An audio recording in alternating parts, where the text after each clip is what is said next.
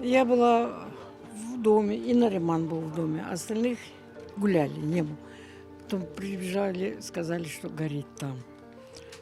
Пока он пошел, потом пока я вышла, доплелась, короче. Соседи все прибежали, спасибо им, все прибежали. Если бы не они, все сгорело, что мы могли сделать?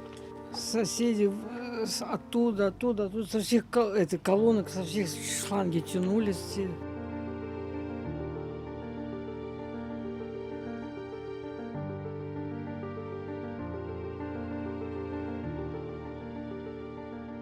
Замыкание, проводка туда шла через под навесом на сарай туда проводка шла. Вот эта вот проводка смысла.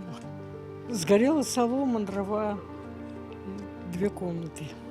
Крыша, половина дома, короче. Все, что было в комнате, все сгорело.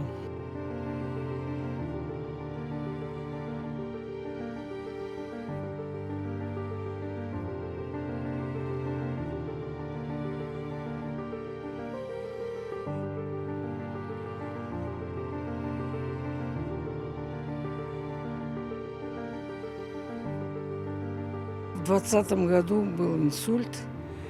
Вот, я 3 месяца лежачий был, и вот на ходунках никак не получается ходить. И со мной проживают 2 сестры. Одна инвалид по группе, у той ничего нету, ни пенсии, ни инвалид, ничего. И вот племянник инвалид тоже. Вот мы 4.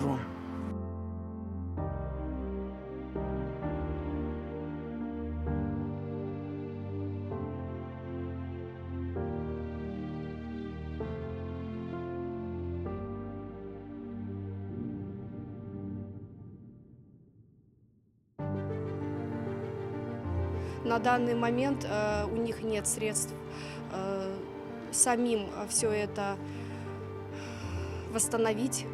И поэтому, если есть какая-то возможность, просьба Джимату собрать хоть какие-то средства для постройки, для восстановления дома. Джимат, просим вас, помогите, кто чем может.